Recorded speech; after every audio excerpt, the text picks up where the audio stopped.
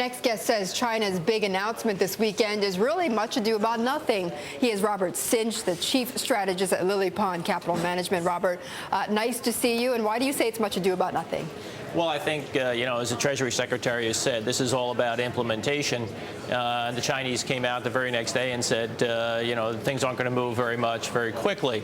And I think this is... Nobody expected that, though, right? Well, I think there were people pushing for that. Certainly some people in the U.S. Congress are looking for something much more aggressive than they're likely to get. This is the Chinese we're dealing with. They do move very slowly and gradually. Right. I think it was brilliantly timed the week before the G20.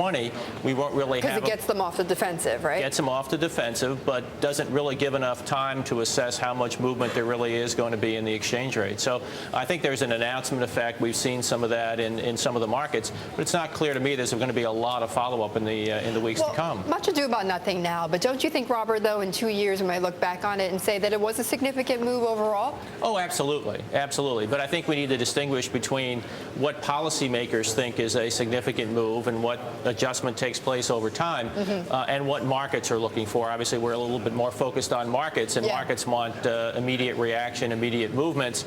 Not sure they're going to get a lot of follow-through on that. Does this change, though, the China investing story at all?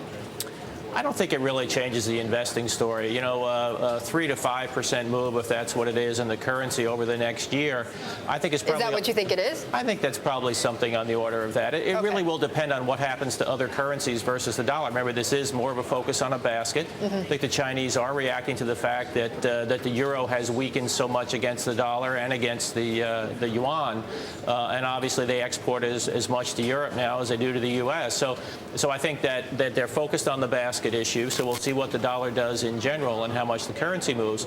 How important is that versus these wage increases in China? I think the wage increases might actually be more important. You think that's a bigger game-changing story for China? I think in the labor unrest. In the intermediate term, you get wage increases of 15, 20, 25%. That's what really adds to purchasing power. That's what adds to living standards and potentially imports. But then if you were right now a U.S. investor looking to get in on this China story, though, if you saw this move, would you then say, okay, well, I'm going to invest in Coca-Cola, I'm going to invest in General Motors, Caterpillar, because that, I think, is going to be most affected by this Yuan story? I think, we don't do individual equities, so I really don't want to comment about any individual companies. But, the question will be, is there a meaningful enough movement in the yuan to overshadow other factors in the global economy? And I just don't think that's probably going to be the case. Well, Robert, then what is meaningful to you? Because last time we saw a 21% move up. What's meaningful? Over the course of a few years, that will be meaningful. But the issue is that will affect trade over the course of a few years. That will affect earnings over the course of a few years. Right. Excuse me, and again, markets are focused on, what are you going to show me over the next week, month, or quarter? Yeah. And that's where I think it's probably going to turn out to be. It'd be meaningful if it was 21% over a week, right? Absolutely. So we're not going to get that, though.